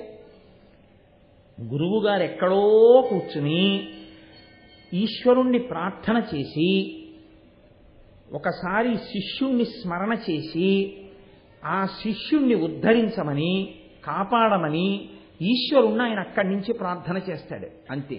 ఇక్కడ ప్రారంభం అవుతుంది మార్పు. లేకపోతే జగద్గురు అన్న మాటకు అర్థం లేదు. శంకర భగవత్పాదులు సముద్రం దాటరు. ఇక్కడ ఉన్న జగత్తులో ఎక్కడున్నా అందుకుంటుంది. ఎందుకు అందుకుంటుందో తెలుసా అండి? వాళ్ళకి తెలుస్తుంది అంతే. ప్రపంచం నలుమూలలలో ఎక్కడ ఉండి నమ్మండి గురువుని, గురువుకి తెలుస్తుంది వాడు నమ్మి ఉన్నాడు నన్నని. ఇక్కడ స్మరిస్తాడు గురువు గారు, అంతే. అక్కడ అందుకుంటుంది ఈశ్వరానుగ్రహం. స్మరణ దీక్ష. అసలు దీక్ష ప్రారంభమైంది ఈ 3 రూపాల్లోనే. స్మరణ దీక్షని కమట దీక్ష అంటే తాబేటి దీక్ష అంటారు. ఈ 3 రకాలైన దీక్షని ప్రపంచంలో ప్రారంభం చేసిన మొట్టమొదటి గురుస్వరూపం పరాశక్తి. ఎందుకంటే లోకాన్ని ఉద్ధరించాలి కాబట్టి, లోకాన్ని శివుడితో కలపాలంటే ఆచార్య కలపాలి గురువుగా. ఆవిడే మొట్టమొదట గురుస్వరూపాన్ని పొందింది. అందుకే గురుమండల రూపిణి, దక్షిణామూర్తి రూపిణి. ఆవిడ గురువుగా మారడానికే మీనాక్షి, కామాక్షి, విశాలాక్షి అయింది. మీనాక్షి అంటే చాప. ఇదే నయన దీక్ష. చాప ఏం చేస్తుందో తెలుసా అండి? గుడ్లు పెట్టేస్తుంది. ఈ గుడ్లు నీటి మీద తేలి వెళ్ళిపోతుంటాయి. చాప వెళ్ళి పొదగదు. చాప తాను ప్రవాహ వేగానికి అనుగుణంగా ఈదుతూ నీటి మీద తేలి వెళ్ళిపోతున్న తన గుడ్ల వంకలా చూస్తుందంతే. నా గుడ్లు నీటి మీద తేలి వెళ్ళిపోతున్నాయి, ఇవి పిల్లలగుగాక అని కోరుకుంటుంది మనసులో. అది ఆ ప్రార్థన చేస్తూ చూసినంత మాత్రం చేత చాప గుడ్లు పిల్లలవుతాయి. కాబట్టి ఆవిడ ఎక్కడి నుంచైనా చూసి అనుగ్రహించడం మొదట తాను చూపించి కొంతమంది గురువులకు ఆ శక్తి ఇచ్చింది ఆవిడ. అదే ఆవిడ మీనాక్షి. అది మీనాక్షి తత్వం. అలాగే స్పర్శ దీక్ష, కుక్కుట దీక్ష. ముట్టుకునిస్తారు. ముట్టుకుని ఇచ్చేది సాధారణంగా ఎలా ఇస్తారంటే హస్తమస్తక సంయోగం అని. గురువుగారు చాలా ప్రసన్నుడైతే శిష్యుడి యొక్క బ్రహ్మస్థానంలో, బ్రహ్మరంధ్ర స్థానం దగ్గర తన అరచేతితో ముట్టుకుంటాడు. ఒక్క గురువు తనంత తాను ప్రసన్నుడైతే ఏకాంతంలో ముట్టుకుంటాడు. ముట్టుకుని ఈశ్వరుణ్ణి ప్రార్థన చేస్తాడు. ప్రార్థన చేసినప్పుడు గురువుగారిలో ఉన్నటువంటి తపశ్శక్తి కొంత శిష్యుల్లోకి వెళ్ళిపోతుంది. వెళ్ళిపోయి ఆయనలో ఈశ్వరానుగ్రహం మొదలవుతుంది. అది మహాత్యాగం. కాబట్టి హస్తమస్తక దీక్ష అంటారు. అంటే ఆయన హస్తంతో ఆయన తలని ముట్టుకుంటారు. ముట్టుకుని ఈయనలోని శక్తిని ఆయనలోకి పంపిస్తారు. అది హస్తమస్తక దీక్ష. ఇంకొక దీక్ష అత్యంత గౌరవమైన దీక్ష. అసలు అయ్యప్ప స్వామి దీక్ష చేసే వాళ్ళందరూ తెలుసుకు తీరవలసిన దీక్ష అది. దాన్ని ఏమంటారో తెలుసా అండి? పాదస్పర్శ దీక్ష అంటారు. గురువుగారిని ఎప్పుడూ కూడా పూజా ప్రారంభంలో దీక్ష ఇచ్చినటువంటి గురువుగారి పాదాలు ఎలా ఉంటాయో ఫోటో పెట్టుకున్నట్టు ఉండాలి మనసులో. వాటిని పైకెత్తి తల మీద పెట్టుకుని గురువుగారు ఎత్తైన ఆసనం మీద కూర్చుని 2 పాదాలు తల మీద పెడితే శిష్యుడు ఇలా చేతిలో చెయ్యి వేసుకుని కూర్చుని ఊపిరి బిగబట్టకుండా మెల్లగా ఊపిరి తీసి వదులుతూ గురువుగారి 2 పాదములు తల మీద ఉన్నట్టుగా భావన చేస్తూ కదలకుండా కూర్చుంటే అపురూపమైనటువంటి అనుగ్రహం కలుగుతుంది. అందుకే శంకర భగవత్పాద అని పేరైంది. శంకర భగవత్పాద అని ఎందుకంటారో తెలుసా అండి? శంకర భగవత్పాదులు అంటారు. శంకరులు తల మీద ఎప్పుడూ పరమశివుడి యొక్క పాదాలు పెట్టుకుని ఉంటారు. ఇప్పుడు మీరు శంకరాచార్యుల వారి పాదాలు పట్టుకుంటే ఆయన పాదములు ఎప్పుడూ తల మీద పెట్టుకున్న శంకర భగవత్పాదులు శంకరులు అయిపోతారు. ఇప్పుడు మీకు గురువుగారి రూపంలో శంకరుడి పాదాలు మీ తల మీదకి వస్తాయి. అందుకే గురువు తన జీవితంలో అత్యంత ప్రసన్నుడైతే శిష్యుడికి ఇచ్చేటటువంటి గొప్ప అనుభూతి ఏమిటో తెలుసా అండి? గొప్ప వరం. ఒక్క వరం ఇస్తాడు గురువు. తన జీవితం మొత్తం మీద ఏ ఒకరిద్దరికో ఇస్తారని. శిష్యుణ్ణి పిలిచి ఏకాంతంలో నీ ఇష్టం వచ్చినంతసేపు నా పాదాలు నీ తల మీద పెట్టుకో అని నిజంగా తన పాదములు ఎత్తి శిష్యుడి యొక్క తల మీద పెడతారు. పరమాచార్య స్వామిని అనుగ్రహించారు ఒకసారి దక్షిణామూర్తి స్తోత్ర వ్యాఖ్యానం చేసిన మహాపురుషులకి. ఆ గురువు గారి యొక్క పాదములు తల మీద తగిలితే వాడి జన్మాంతర కర్మలన్నీ నశించిపోతాయి. ఆయన అనుష్ఠాన బలమంతా అక్కడే ఉంటుంది ఆ నాడులలో. కాబట్టి అయ్యప్ప స్వామి దీక్ష తీసుకున్నాము అన్న వాళ్ళందరూ ప్రతిరోజు అసలు ప్రారంభంలో ఉదయం పూజామందిరంలో కూర్చోగానే గురువుగారి పాదములను తల మీద పెట్టుకుని ధ్యానం చేయడం ముందు రావాలి. ఆచార్య గురువుగారు పీఠం దగ్గర ఎలా కూర్చుంటారు, తన ఆచార్యుడు ఎలా కూర్చుంటారు, అందుకే 40 రోజులు ఇస్తారు. మీరు తిన్నగా పూజ ప్రారంభం చేయడం కాదు, మీ ఆచార్యుడు పీఠం దగ్గర పూజ చేస్తుండగా మీరు చూడాలి, మీరు పువ్వులు అందించాలి. ఆయన పూజామంటపం తుడవాలి, ఆయన పూజామంటపం దగ్గర ముగ్గులు వెయ్యాలి. గురువుగారు పూజకు వస్తున్నారు అంటే మీరు బిందెలతో అభిషేక ద్రవ్యాలు తీసుకొచ్చి అక్కడ పెట్టాలి. గురువుగారు వచ్చి కూర్చుని చేస్తుంటే ఒరే మనం అసలు ఆచమనమే చేయలేదు అలా ఎప్పుడు మీకు అర్థమైపోతుంది. అంతే, మీకు ప్రశ్న అక్కడ మొదలవుతుంది. గురువుగారు ఇది ఇలా చెయ్యాలా? ఆచార్య ఆయన ఆచరించి చూపిస్తాడు మీకు. ఇప్పుడు మీరు ప్రశ్న వేస్తే మీకు ఆ ఆచరణ అందుతుంది. ఇది అందుకుని పైకెక్కుతాడు. అందుకని తల మీద పాదములను పెట్టుకుని గురుపాదములను స్మరణ చేస్తాడు. కాబట్టి అమ్మవారు ముట్టుకుని ఇచ్చేటటువంటి దీక్ష శంకర భగవత్పాదులు సౌందర్యలహరిలో వర్ణన చేశారు. శృతీనాం మూర్ధానో దదితి తవయౌ శేఖరతయా మమాప్యతో మాథ శిరసి దయయా దీహి చరణౌ. దీన్ని కుక్కుట దీక్ష అంటారు. కుక్కుట దీక్ష అంటే కోడి బాగా రెక్కలు విప్పి పట్టుకున్నట్టు పిల్లల్ని చూడండి, కోడి రెక్కలు బాగా విప్పి ఇలా పెట్టుకుని దోచుకుంటుంది. అలా గురువుగారు ఏం చేస్తారంటే 2 పాదములతో ముట్టుకుంటారు, లేదా తన చేతితో బ్రహ్మరంధ్రం ఉన్న చోట ముట్టుకుంటారు, లేదా ఆయన అనుగ్రహిస్తే అసలు ముట్టుకోకుండా కటాక్షంతో ఇచ్చేస్తారు.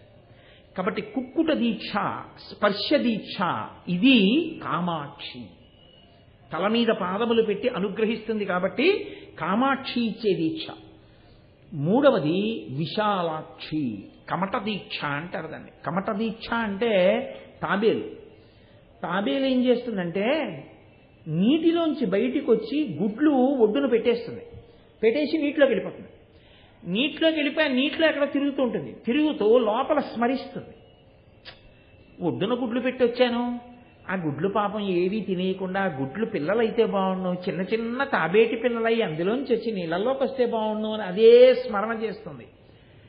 అలా స్మరణ గురువుగారు చేయడం వల్ల మీరు జ్ఞానమును పొందుతారు. గురువుగారి అనుగ్రహం వల్ల, గురువుగారి స్మరణల వలన శివానుగ్రహం మీకు కలుగుతుంది. ఇది కమట దీక్ష అంటారు. ఇలా దీక్ష ఒకలా ఉంటుందని మీరు అనుకోకండి. ఈ దీక్షలో ఉపదేశ దీక్ష, గాయత్రి దీక్ష, దీక్ష ఇచ్చేవాడు ఆచార్యుడై ఉండాలని కదా మీకు నేను మనవి చేశాను. శాస్త్రం తెలిసిన్నవాడై ఉండాలని. తండ్రి దగ్గర మాత్రం మినహాయింపు. తండ్రి గారు శాస్త్రం తెలుసున్నవాడా కాడా పక్కన పెట్టండి, గాయత్రి ఇవ్వడానికి మాత్రం ఆయనే అర్హుడు. ఉపనయనం చేసినప్పుడు గాయత్రి ఎవరిస్తారంటే తండ్రి గారే ఇవ్వాలి బ్రహ్మోపదేశం.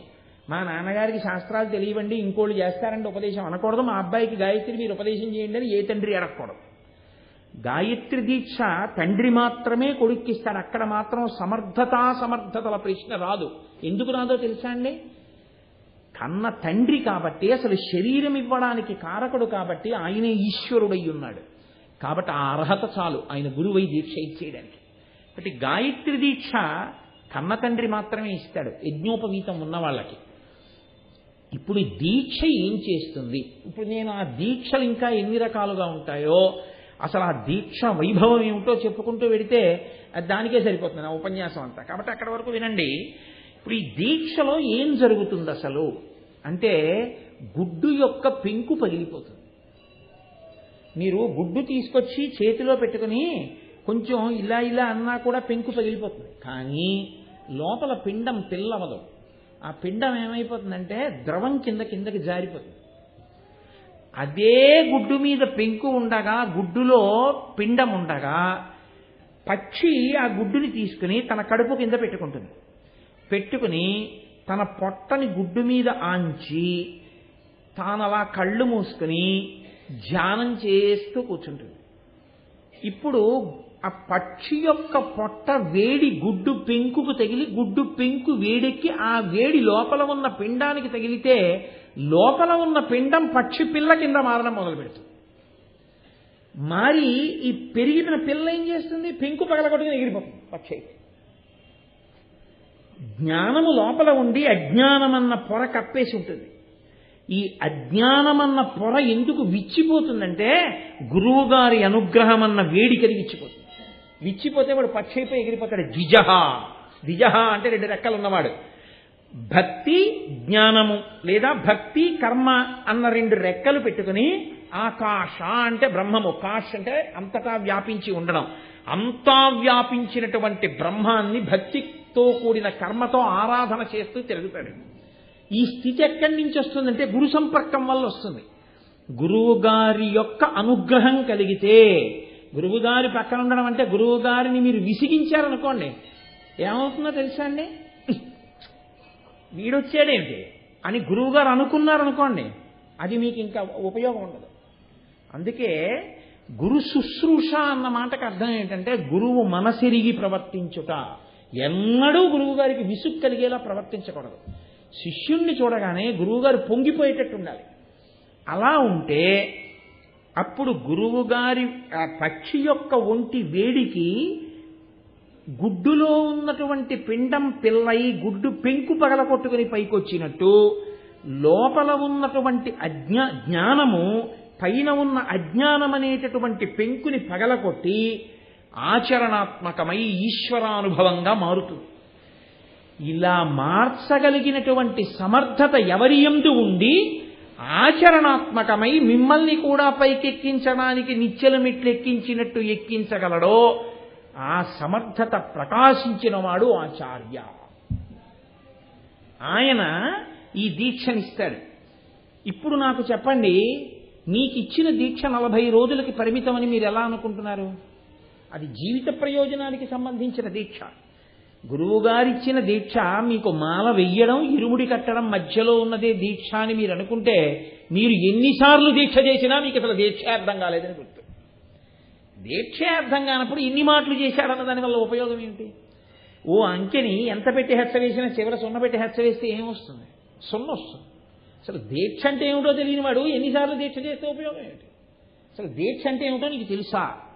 నీకు ఆచార్య సంపర్కం అంటే ఏమిటో తెలుసా? ఆచార్యుడితో కలిసి ఉండడం అంటే ఏమిటో నీకు తెలుసా?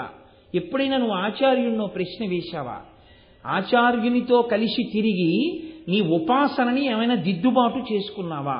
పిండం పిల్లగా మారడంలో లోపల ఉన్న పిండము ఒక్కటే నియమం పెట్టుకుంది.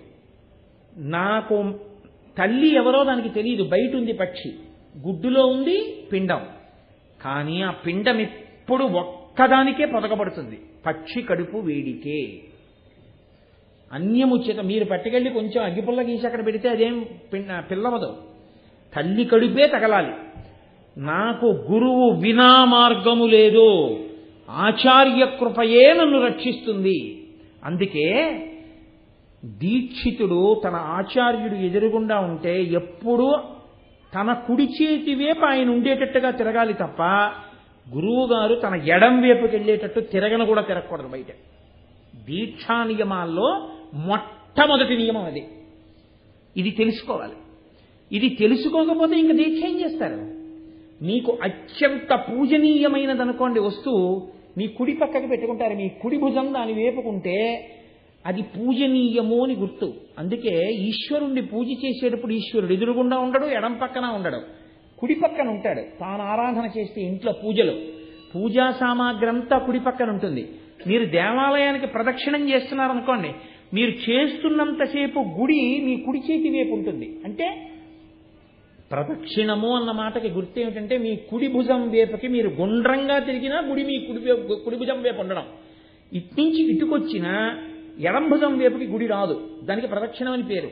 నేను ఇలా బయలుదేరాను అనుకోండి, సవ్యం అంటారు. అందుకే ఇలా తిరిగి అలా వచ్చాననుకోండి, ఓ ప్రదక్షిణం పూర్తవుతుంది. కానీ నేను ఇటు తిరిగినా అటు తిరిగినా కూడా గుడంతా నా కుడి పక్కకే ఉంటుంది. అంటే అత్యంత పూజనీయమైన స్థానము ఇది అని నేను అంటున్నాను, నా మనసులో భావిస్తున్నానని గుర్తు ఏమిటంటే ఎప్పుడూ కుడి పక్కకు ఉంచుతాను తప్ప పొరపాటున కూడా నా ఎడంభుజం వైపుకి రాకూడదు. ఎడంభుజం వైపుకి వచ్చింది అంటే అసలు నీకు పూజనీయమైన స్థానమే తెలియలేదు. పిండము పక్షినే నమ్మినట్టు నీవు నీ గురువుని, నీ ఆచార్యుణ్ణే నమ్మి ఉండాలి. ఆచార్యుడు వినా నన్ను ఉద్ధరించగలిగిన వాడు లేడు. ఇది ఏమవుతుందో తెలుసా అండి? రక్షించేది ఇదే. ఒకసారి కంచికామకోటి పీఠంలో ఒక విచిత్రమైన విషయం జరిగింది. చంద్రశేఖర పరమాచార్య స్వామి మహానుభావుడు, పరమాచార్య పీఠాధిపతులైన ఆయన అకస్మాత్తుగా ఆశ్రమంలో ఉన్న వేద పాఠశాల వైపుకి వచ్చారు. ఇద్దరు పిల్లలు ఆడుకుంటున్నారు బయట. ఆయన ఇద్దరు పిల్లల్ని పిలిచారు. వాళ్ళు చూడలేదు పరమాచార్య స్వామి వస్తున్నారు. ఆయన ఇద్దరు పిల్లల్ని ఇలా రండిరా అన్నారు, బ్రహ్మచారుల్ని. వాళ్ళు వచ్చి కింద పడి నమస్కారం చేశారు. ఆయన అన్నారు, ఒరేయ్ మీరు ఇంకా ఈ సమయంలో ఎందుకు ఆడుకుంటున్నారు? ఈ పాటికి పాఠం నేర్చుకోవాలిగా. ఏ మీకు బోధ చెయ్యవలసినటువంటి మీ గురువుగారు రాలేదా అని అడిగారు. ఒక పిల్లాడు అన్నాడు, మా గురువుగారు వచ్చేశారండి అన్నాడు. మేమే వెళ్లకుండా ఇలా తిరుగుతున్నామండి, మా గురువుగారు వచ్చేశారు పాఠం చెప్పడానికి. రెండో పిల్లాడు అన్నాడు, అబద్ధం అండి వాడు చెప్పింది, గురువుగారు రాలేదు అన్నాడు. పరమాచార్య ఇద్దరు పిల్లల్ని పట్టుకుని పాఠశాలలోకి వెళ్ళారు. ఈ పిల్లలకి ఇప్పుడు చెప్పవలసి వేద పాఠం చెప్పవలసినటువంటి గురువు గారు వచ్చారా అని అడిగారు. రాలేదు అన్నాడు. అంటే ఆయన వచ్చేశారని చెప్పిన వాడి వంక తిరిగి ఎలా అబద్ధాలు చెప్పవచ్చా? అందులో నాకే చెప్పావే నువ్వు పీఠాధిపతికి, ఇలా చెప్పచ్చా? రాకపోయినా గురువు గారు వచ్చారని ఎందుకు చెప్పావు అన్నాడు. అంటే ఆ పిల్లాడు అన్నాడు, మీరు నన్ను మన్నించెదరుగాక, ఏ గురువు గారి అనుగ్రహంతో జీవితంలో నేను ఒడ్డుకి చేరాలో ఆ గురువుగారు కించిత్ ఆలస్యంగా వచ్చినంత మాత్రం చేత గురువుగారు రాలేదని తప్పు గురువుగారి పట్ల జరిగిన దాన్ని 10 మందికి చెప్పి ఆయన యొక్క అభ్యున్నతిని పాడు చేయడం కన్నా ఒక అబద్ధం చెప్పి ఆ పాపాన్ని నేను మూట కట్టుకోవడానికి సిద్ధపడ్డాను, అందుకే చెప్పలేదు. పరమాచార్య పొంగిపోయి అన్నారు, ఒరేయ్ నీకు ఎక్కడో గత జన్మలలో గొప్ప సంస్కారం ఉంది, అందుకే ఇంత చిన్న పిల్లవాడివిగా ఉండగా నీకు గురువు పట్ల ఎలా బతకాలో నీకు అర్థమైంది, నువ్వు చాలా వృద్ధిలోకి వస్తావురా అన్నారు. అది గురువుగారంటే, అది ఆచార్యుడంటే. ఆచార్యుణ్ణి నమ్మడం అంటే ఆచార్యుణ్ణి నమ్మని వాణ్ణి అయ్యప్ప దగ్గరకి తీశారని మీరు అనుకుంటారంతే. అదో పచ్చబద్ధం. అద్దంలో కనబడినదంతా యథార్థం అనుకోవడం ఎంత నిజమో ఆచార్య స్పర్శ లేని దీక్ష అంత వృథా దీక్ష. నిరంతర ఆచార్య స్పర్శతోటే ఉండాలది. ఎందుకో తెలుసా అండి? ఆచార్య స్పర్శ మీకు మీ జీవిత పథాన్ని మార్చేస్తుంది. మనం ఏమనుకుంటూ ఉంటామంటే 40 రోజులే కదండి, మాకు తెలియంది ఏమిటి, మాకు అన్నీ తెలుసు దీక్షా నియమాలు, మేమన్నీ చేసేస్తామంటారు. కానీ వేదం ఎంత గహనంగా మాట్లాడుతుందో, వేదాంతర్గతమైనటువంటి నియమములు ఎలా ఉంటాయో వాటిని మీకు దీక్షా నియమాలుగా తేలిగ్గా ఎలా చెప్తున్నారో, అసలు దీక్షలో ఏం చెయ్యాలో మీకు తెలుసని మీరు అనుకుంటున్నది నిజం కాదు. ఎవరో ఎక్కడో ఒక మహాత్ముడు ఉంటే ఉండొచ్చు, నేను అందరినీ ఒక గాట కట్టి చెప్పట్లేదు. కానీ ఆచార్య స్పర్శ లేని దీక్ష 50 మాటలు చెయ్యండి, మీరు ఎక్కడున్నారో అక్కడే ఉంటారు. ఊయల ఎక్కిన ప్రయాణము. మీరు ఊయల ఎక్కి 2 రోజులు ఊగారనుకోండి, ఊగుతూనే ఉన్నారు, ప్రయాణం చేస్తూనే ఉన్నారు, కదులుతూనే ఉన్నారు. కాశీ అన్న పెడతారా? మీ ఇంట్లో ఈ గదిలోంచి ఆ గదిలోకి వెళ్ళడం. ఆచార్య స్పర్శ లేని దీక్ష, ఆచార్యుడితో అనుబంధము పెట్టుకోని దీక్ష, గురువుగారి చేత సంస్కరింపబడని బుద్ధి, గురువుల చేత శిక్షింపబడని ఆచారం దీక్ష యందు ఒక్క మెట్టు కూడా ఎక్కించలేదు. అది ఏం చేస్తుందంటే కేవలం సంఖ్యని పెంచుతుంది. నాకు ఇలా మాట్లాడడమే వచ్చు. ఎందుకనంటే నేను శాస్త్రం ఒక్కటే మాట్లాడతాను తప్ప నేను ఎవరైనా ఏమైనా అనుకుంటారని మాట్లాడడం నా జన్మతః నాకు రాలేదు. నేను అందుకని ఉన్నదే మాట్లాడగలను.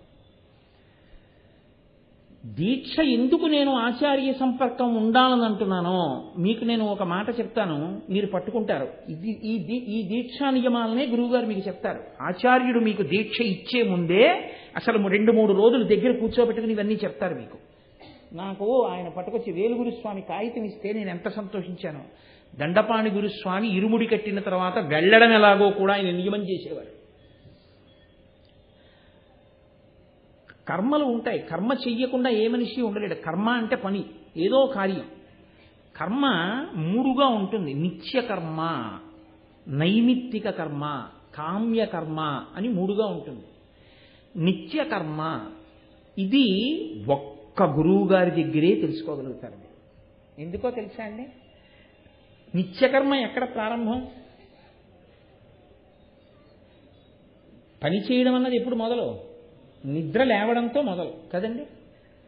నిద్ర లేవడం అన్న మాటకు అర్థం ఏమిటి? మనసు పైకి లేవడం. ఆత్మలోంచి మనసు పైకి వస్తే ఇంద్రియముల్ని పనిచేయించడం మొదలు పెడుతుంది. అంటే కన్నుని విచ్చుకో అంటుంది, చెవిని వినడం మొదలుపెట్టు, ముక్కుని వాసన చూడడం మొదలుపెట్టు, నాలుకని రుచి చెప్పడం మొదలుపెట్టు, దీన్ని స్పర్శ చెప్పు, చేతిని కదులు, కాళ్ళని కదులు, ఆదేశాలు ఇస్తుంది. మనసు పనిచేయడం మొదలు పెడితే లేచాడని గుర్తు. లేచాడు అంటే కర్మ ప్రారంభమైంది కాబట్టి నిద్ర మంచం మీద లేచాడు, మనసు లేచిందని మొదటి గుర్తు ఏమిటంటే కన్ను విప్పుతాడు. నాయక నయన, ముందు ది లీడర్, ఫస్ట్ అందరినీ వెనకాల తీసుకెళ్లేవాడిని నాయకుడు అంటారు. నాయక నయన, కన్ను విచ్చుకుంటుంది. ఇలా కన్ను విచ్చుకోకముందే మీ మనసు ఒక ఆదేశం ఇవ్వాలి కంటికి. ఏమన్నా తెలుసా అండి? విచ్చుకోకు. నేను ఇలా పడుకుని నిద్రపోతున్నాను అనుకోండి నా పడక గదిలో, వెంటనే నా కళ్ళు విచ్చుకోకముందు నా మనసు డిక్టం ఇవ్వడాన్ని అలవాటు చేసుకోవాలి. నేను ఇలా పడుకుంటే ఉత్తరాభిముఖంగా ఉత్తరాన్ని చూస్తూ పడుకుంటాను కాబట్టి నా కుడి చేతి పక్కన తూర్పు ఉంది కాబట్టి ఈ కుడి చేతికి ఈ ఉత్తరానికి మధ్యలో ఈశాన్యం ఉంది. ఆ ఈశాన్య భాగంలో పార్వతీ పరమేశ్వరుల మూర్తి ఒకటి గోడకుంది. నా మొట్టమొదటి చూపు పార్వతీ పరమేశ్వరుల మీద పడడంతో కదలిక ప్రారంభం కావాలి. కాబట్టి నువ్వు ఇలా పడుకుని ఉన్నావు, ఇటు తిరుగు, వెళ్ళకిలా పడుకో, తల కొంచెం ఇటు తిప్పు, ఇప్పుడు కళ్ళు విప్పు, ఈశాన్యం వైపుకి నీ కన్ను చూస్తోంది, ఇప్పుడు కళ్ళు విప్పు. ఇలా విప్పగానే మొదటి చూపు ఈశ్వరుడి మీద పడాలి. పడగానే నోరు మొదటి మాట దేంతో మొదలవ్వాలో తెలుసా అండి? నిద్ర లేవడం. మీరు ఏ దీక్షలో ఉన్నా ఆ నామం చెప్తూనే లేవాలి. శ్రీహరి శ్రీహరి శ్రీహరి అంటూ లేవాలి. ఇంకొక మాట లేదు. విష్ణుస్మరణతోటే నిద్ర లేవాలి. శివస్మరణతో నిద్ర లేవడం లేదు. మీరు ఎంత శివభక్తులైనా సరే శ్రీహరి శ్రీహరి శ్రీహరి అంటూ నిద్ర లేవాలి. ఇది ఎవరి దగ్గర నుంచి ప్రారంభమో తెలుసా అండి? మీకు లోపలి కదలికి ఎక్కడ ప్రారంభమో తెలుసా? మీ ఆచార్యుడితో మొదలు. అందుకే విశ్వామిత్రుడితో కలిసి పడుకున్నాడు రాముడు. కౌసల్యా సుప్రజా రామ పూర్వా సంధ్యా ప్రవర్తతే ఉత్తిష్ట నరశార్దూల కర్తవ్యం దైవమాన్నికం. లేవయ్యా రామా, సూర్యోదయం కాకముందు నువ్వు సంధ్యావందనం చేయాలి. లేపాడు. ఆచార్యుడు లేపుతాడు. అందుకే ఆచార్యుడితో కలిసి పడుకుంటాడు. దీక్షాకాలమునందు ఆచార్యుడితో కలిసి పడుకోవాలి. అందుకే గురువుగారు అప్పుడప్పుడు బాగా కిందకి దిగొచ్చి తీర్థయాత్ర గడదని రండి అంటూ ఉండాలి. లేకపోతే గురువుగారి జీవితాన్ని వీళ్ళు ఎప్పుడు పరిశీలిస్తారు? ఎలా ఉంటుంది అవకాశం? అందరూ పరిశీలించే అవకాశం ఉండదు. అందరినీ ఇంట్లోకి రానివ్వంగా అంటే రాకూడదని కాదు. నేను సంధ్యావందనం చేసుకునేటప్పుడు మీ అందరూ లోపలికి వచ్చి చూడటం కుదురుతుందా? మీ అందరితో కలిసి వస్తే నేను నది ఒడ్డున కూర్చుని సంధ్యావందనం చేయడం మీరు చూడొచ్చు. అంటే నేను గొప్పని నేను ఈ మాట చెప్పట్లేదు, ఒక ఉదాహరణకి చెప్తున్నాను. ఇప్పుడు సంధ్యావందనం ఇలా చెయ్యాలన్నమాట, ఆచమనం ఇలా చెయ్యాలన్నమాట, ఇలా కూర్చోవాలన్నమాట, ఇలా నమస్కరించాలన్నమాట. ఎప్పుడు కళ్ళు ముయ్యాలో ఎప్పుడు కళ్ళు తెరవాలో మీకు ఆచార్యుణ్ణి చూసి మీరు గమనిస్తూ ఉంటారు, తెలుసుకుంటూ ఉంటారు. పువ్వు వేస్తే ఇలా వెయ్యాలన్నమాట, దీపం పెడితే అక్షత ఇలా వెయ్యాలన్నమాట. మొదటి కదలిక కన్ను విప్పడం దగ్గర గురువుగారితో మొదలు. ఏది 41వ రోజున మానేస్తారా నాకు చెప్పండి? 41వ రోజు నుంచి కన్ను విప్పాక శ్రీహరి అండం మీరు మానేస్తారా? మీరు ఎలా అనుకుంటున్నారు 40 రోజుల దీక్షదని? 40 రోజుల వ్యవధి మీకు ఆచార్య సంపర్కానికి, మీరు బాగా తెలుసుకోవడానికి. అంతేగాని 40 రోజుల తర్వాత మాల తీసేస్తే మీకు గురువు గారికి సంబంధం లేదు, ఇంకా మీరు చేయవలసింది లేదు, ఇంకా బట్టలు ఇప్పేసి ఆ మాల తీసి అవతల పారేస్తే అయిపోయింది ఇంకా అక్కడతోటే, ఇంకా ఆ దీక్షకు సంబంధించి మనకి వచ్చే సంవత్సరం చూద్దాం మళ్ళీ పీఠం పెట్టుకున్నప్పుడు అనుకున్న దాన్ని మీకు ఎప్పుడు అర్థమైనట్టు దీక్ష ఎన్ని మాటలు చేస్తే ఏమిటి ఉపయోగం? కేవలం ఆచార్య సంపర్కమే పెంచుతుంది దాన్ని. కాబట్టి కన్ను విప్పడం దగ్గర మొదలవుతుంది. నేను మీకు ఒక ఉదాహరణ చెప్తాను.